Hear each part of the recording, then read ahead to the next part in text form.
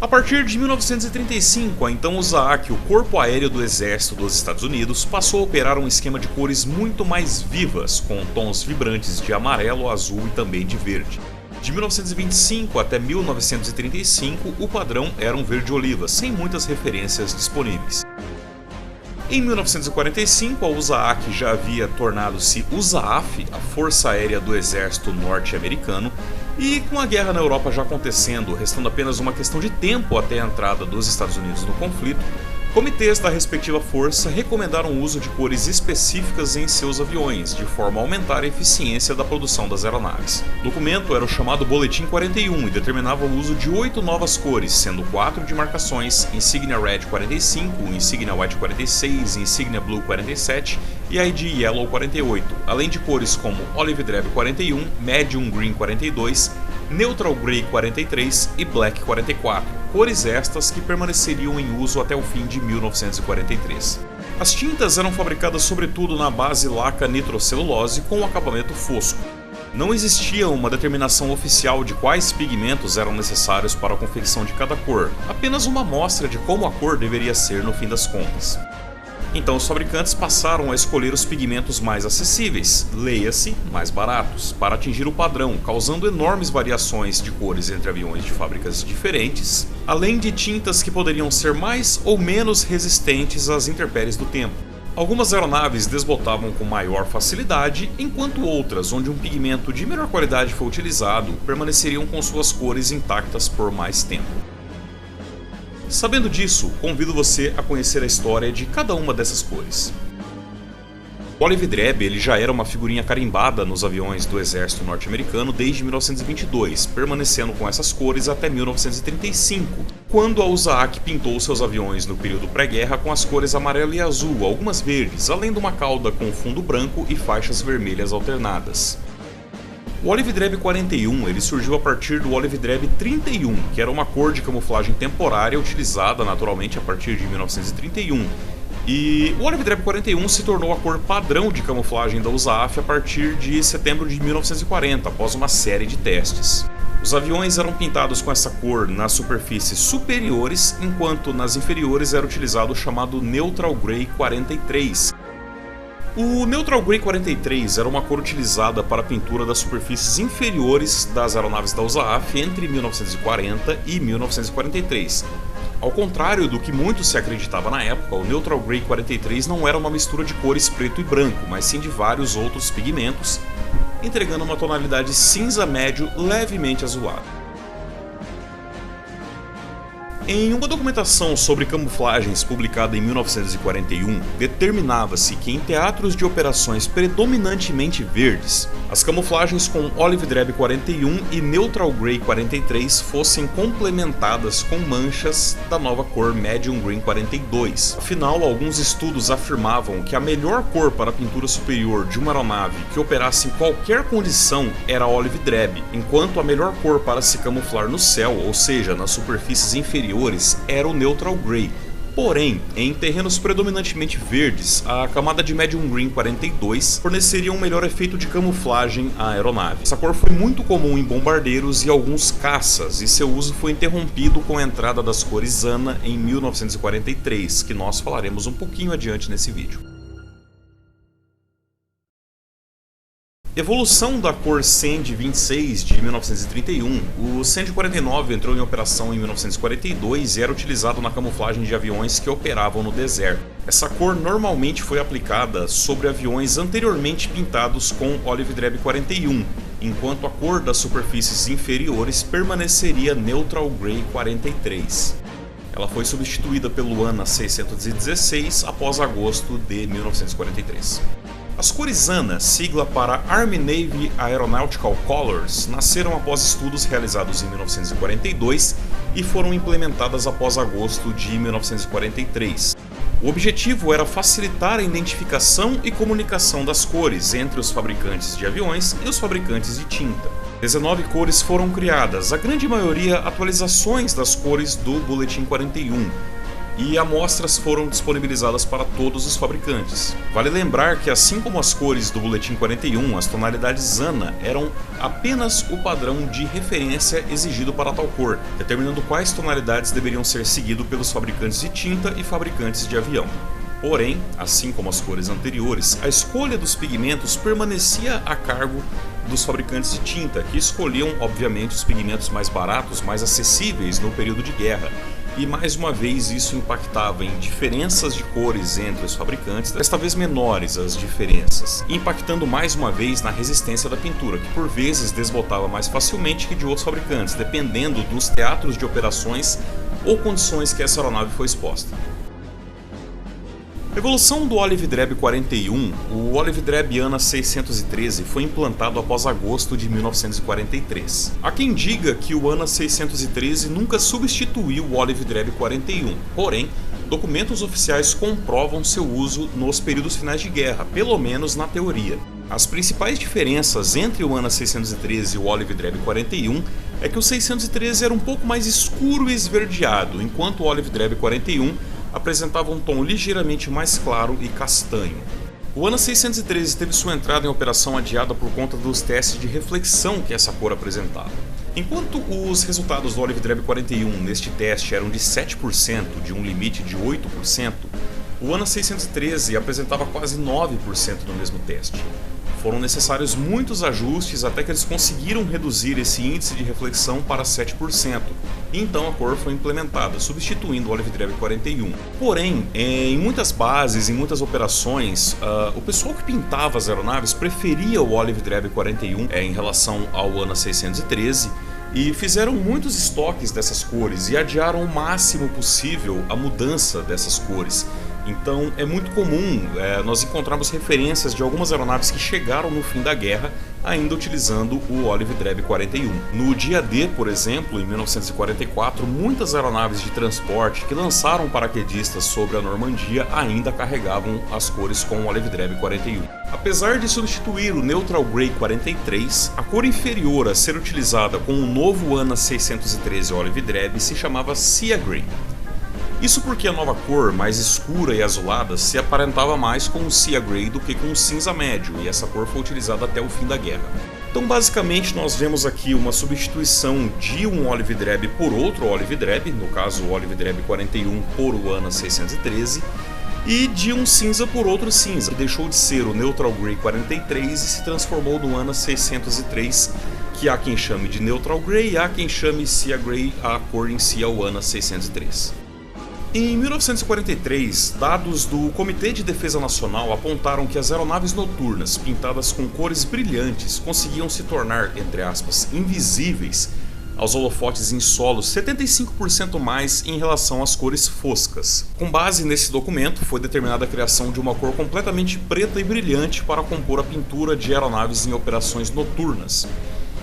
Essa cor foi muito utilizada nas aeronaves Northrop P-61 Black Widow. E um fator curioso sobre essa aeronave é que o documento do Comitê de Defesa Nacional informava que a cor deveria ser brilhante, o ANA 622 Jet Black, porém utilizada sobre um primer. Só que a Northrop, numa forma de reduzir custos, ela não seguiu essa determinação e, por entender que a cor ANA 622, feita no composto de tinta esmalte, tinta enamel, ela iria aderir sobre a superfície metálica no avião sem a necessidade do primer, ela então cortou o uso do primer, aplicando a cor diretamente sobre a aeronave. Isso trouxe muitas consequências para esse teste de invisibilidade aos holofotes em solo e afetou seriamente a resistência dessa cor. A cor deveria ser brilhante por muito tempo, porém pela ausência do primer, ela se desgastava muito rapidamente, atingia aspectos foscos ao longo da aeronave, como nós podemos ver nesta foto, e a pintura descascava de uma forma muito fácil, atingindo diretamente a estrutura metálica da aeronave, o que causou uma grande repreensão à Northrop por parte do governo dos Estados Unidos.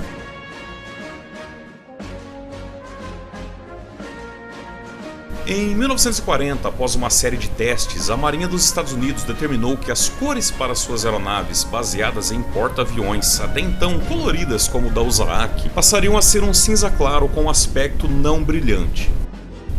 As aeronaves de patrulha, por sua vez, permaneceriam pintadas em Light Gray nas superfícies inferiores e Blue Gray nas superfícies superiores. E essas cores foram denominadas M485 Light Gray e M485 Blue Gray.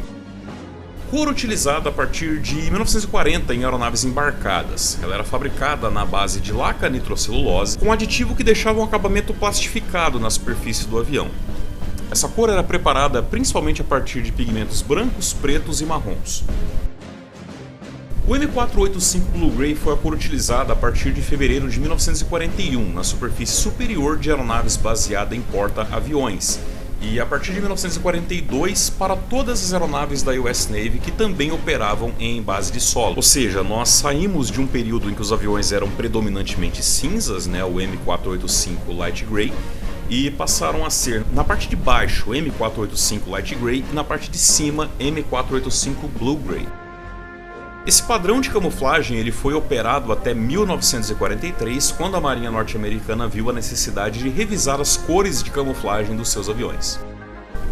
As cores que nós explicamos agora, o Light Gray e o Blue Gray, elas foram utilizadas até janeiro de 1943, quando a US Navy viu a necessidade de revisar as cores e introduzir um novo padrão de camuflagem para suas aeronaves. Esse novo padrão continha 4 cores e algumas delas eram brilhantes e outras eram foscas. As asas deveriam ser pintadas com a tinta Sea Blue semi-brilho, ou seja, o ANA 606, enquanto os estabilizadores verticais e partes superiores do avião iriam ser pintadas com Sea Blue ANA 607, que possuía um acabamento fosco.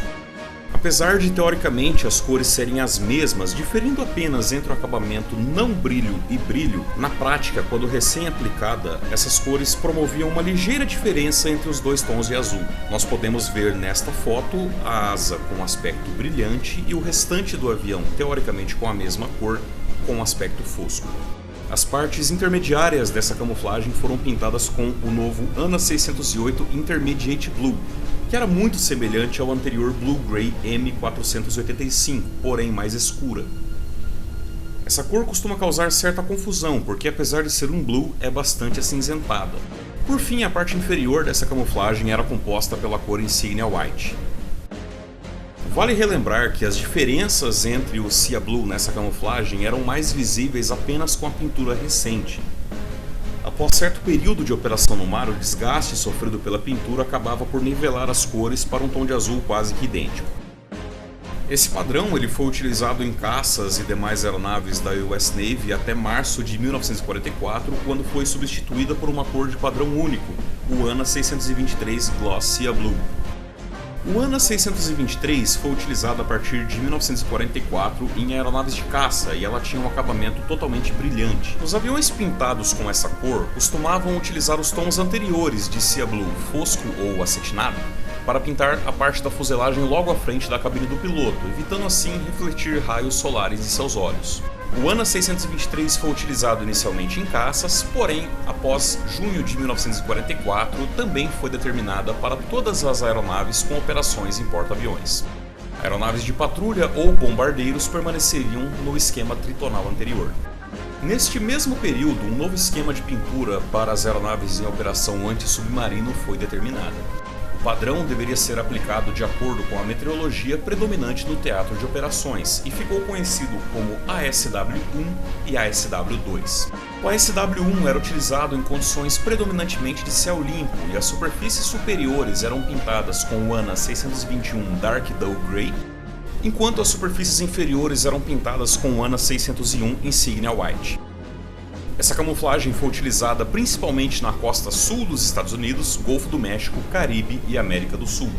Já o ASW-2 era utilizado principalmente em teatros de operações onde o clima era encoberto por nuvens com mau tempo ou em missões noturnas e ao entardecer, como no litoral médio e norte dos Estados Unidos e também no Atlântico Norte. Neste segundo padrão, os aviões em missão antissubmarino eram pintados com ANA 620 Dark Dull Gray nas asas e parte do topo da fuselagem, enquanto as partes inferiores eram pintadas com ANA 620 Light Gold Gray. Apenas na região no capô do motor, algumas aeronaves deste padrão de pintura eram pintadas com o ANA 601 Insignia White.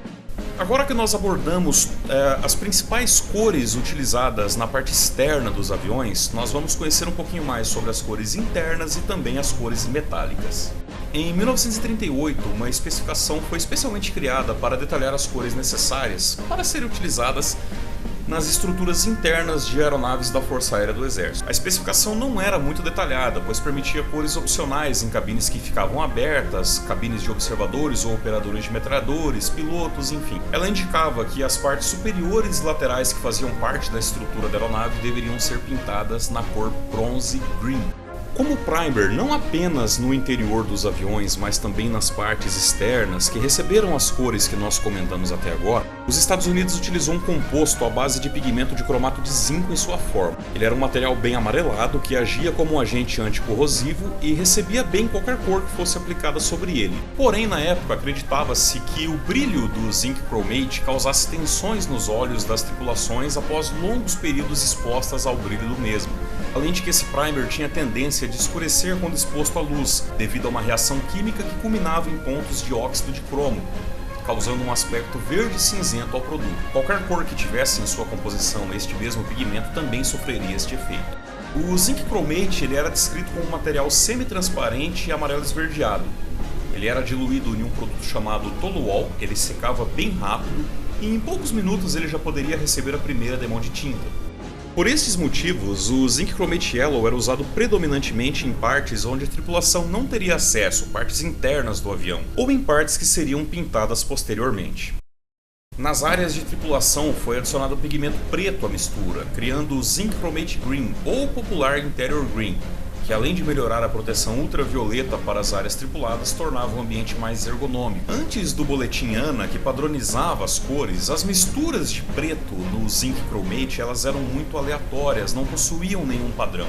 Então, de acordo com a quantidade de pigmento preto que era colocado nessa mistura, nasceram várias cores, como o Yellow Zinc Chromate, o Green Zinc Chromate, o Dark Doe Green, e até mesmo uma cor com aspecto avermelhado, que era quando se adicionava um pigmento vermelho à mistura, que não foi muito utilizada durante o conflito. Em 43, com o surgimento das cores ANA, foi criado o ANA 611 Interior Green. Foi obtido através do tingimento do primer do cromato de zinco com preto e um pouco de branco, e padronizava a cor que a mistura teria. Nos primórdios do Boletim 41, lá de 1941, a cor mais popular para cobrir o primer do cromato de zinco era o bronze green, principalmente nas aeronaves da Grumman. A história dessa cor ela não é muito conhecida e referências apontam que ela foi descontinuada em muitos dos aviões com o passar da guerra, dando lugar ao Interior Green. Algumas fontes apontam ainda que a cor utilizada em aeronaves navais do bronze green era ligeiramente diferente do bronze green quando utilizado pela Força Aérea do Exército Americano.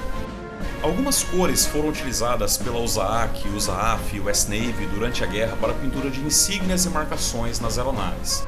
As cores do Boletim 41, que nós citamos lá no começo do vídeo, foram substituídas por cores do padrão ANA após agosto de 43, porém, se tratando de cores de insígnia, as diferenças eram bem pequenas de uma para outra, não há nenhuma alteração brusca de uma cor do Boletim 41 para uma cor de insígnia do padrão ANA. Ainda sobre a insígnia, nós podemos destacar a evolução durante a guerra. Entre o período de 1919 até 1942, a insígnia em uso por todas as forças norte-americanas, ela era circular, com um fundo azul, estrela branca e um círculo vermelho ao centro. Em 42, o círculo vermelho foi removido para evitar confusão com a insígnia japonesa, bem como as faixas vermelho e branco que eram aplicadas no estabilizador vertical das aeronaves. Por um curto período de tempo, em 1942, principalmente durante a Operação Tocha no norte da África, essa insígnia recebeu uma borda amarela, inspirada na insígnia de aeronaves inglesas que também participavam da operação.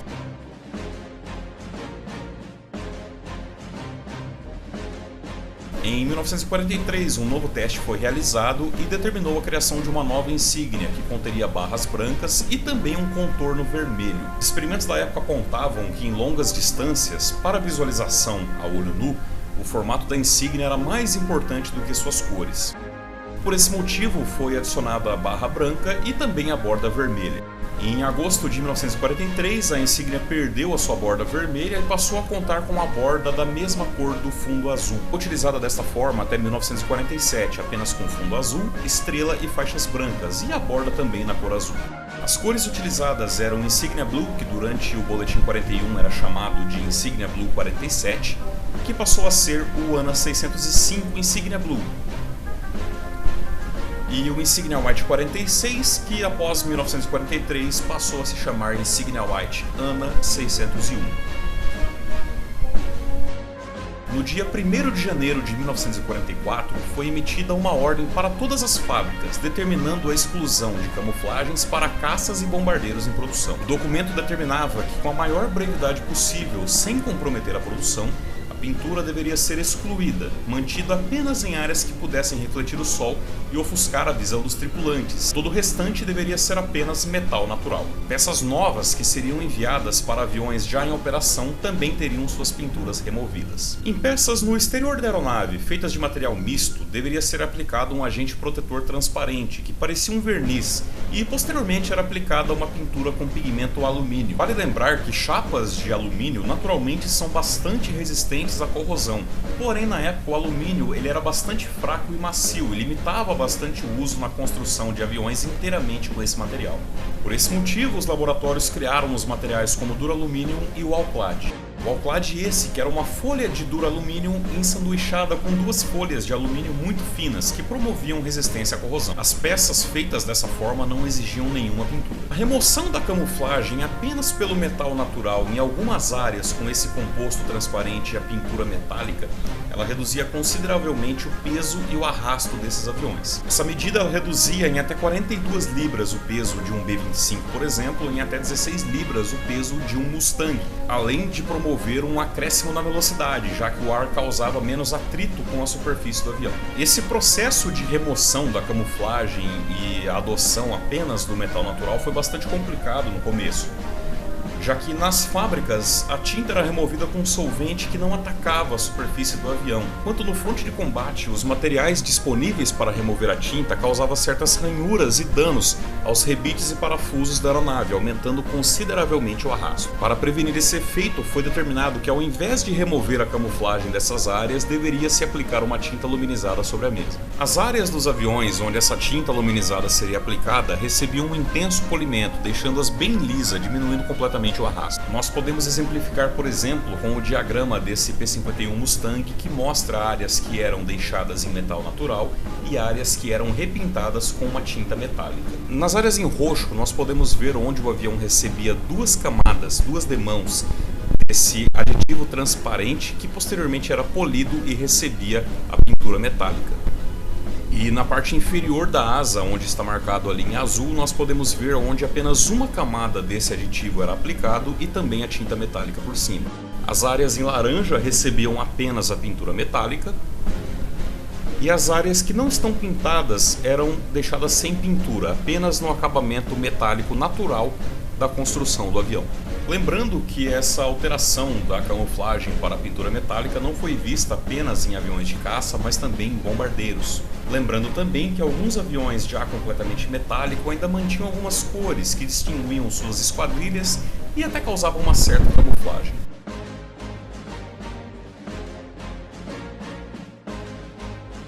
Então é isso, pessoal. Essas foram as cores e suas curiosidades, peculiaridades, histórias de produção que foram utilizadas pelas aeronaves da Força Aérea do Exército Norte-Americano durante a Segunda Guerra Mundial.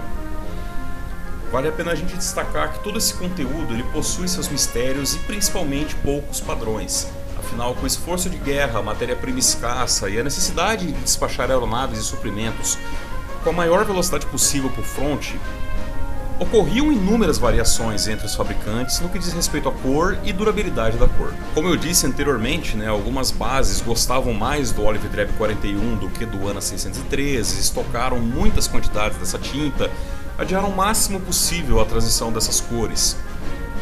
Muitas variações ocorriam também em aeronaves que eram exportadas para outros países.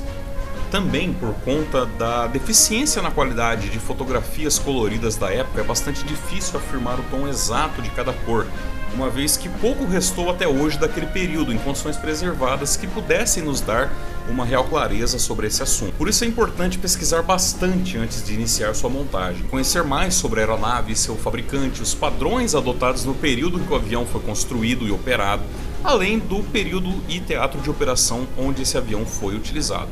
Vale destacar também que fotos coloridas digitalmente, fotos de avião de museu ou então restaurados, são bastante difíceis de se utilizar como referência, já que nem sempre os padrões de cores eram mantidos e por vezes cores aproximadas eram utilizadas, destoando bastante do que realmente foi utilizado no período da guerra. Eu espero que de alguma forma esse conteúdo possa ter sido útil, que vocês possam ter gostado do vídeo, das fotos que foram aqui apresentadas.